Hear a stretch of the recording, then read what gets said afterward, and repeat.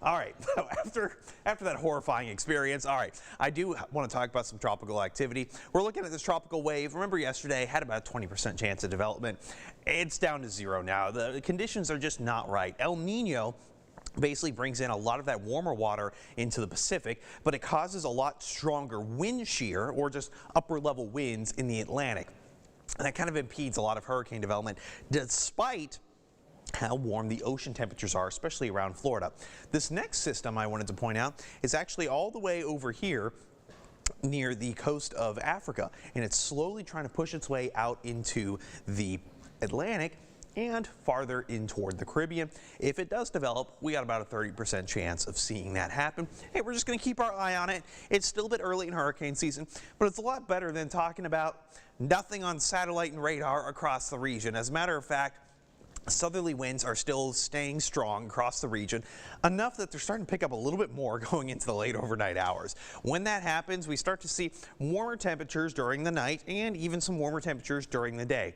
Warm enough that, yeah, our temperatures are in the triple digits. Not too terribly bad, though. About 100, 101 by this afternoon. Heat index hitting about 104.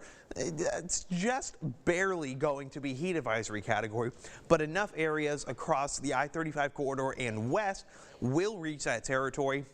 So we do see that heat advisory in effect until 9 o'clock for tonight. It may likely be extended into tomorrow as well. We'll just wait and see.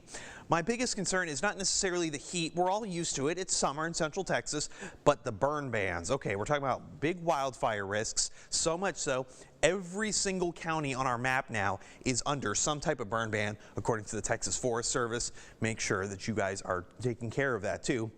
We want to make sure we don't have massive wildfire spreading, especially given our drought situation. New drought monitor comes out tomorrow evening. I'll have full details on Friday morning regarding that. What about tonight, though? I got mostly clear skies, not too bad. Decently breezy, though. Southerly winds are going to be picking up, about a low of 76 degrees. Not too abnormally out of that category.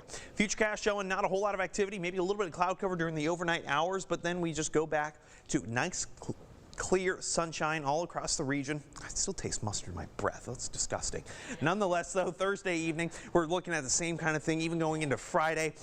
Not seeing too much of a difference. I do want to point out the jet stream, though. This is doing something a little interesting. High pressure is going to be pushing out to the east. That brings that heat dome a little bit closer to the Mississippi River Valley region, and we start to see a little bit more in terms of a southeasterly flow.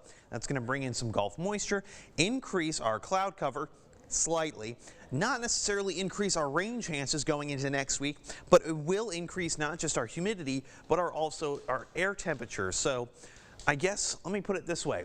Let's enjoy the slightly cooler conditions we're seeing now while we can, because it's going to get even warmer by next week.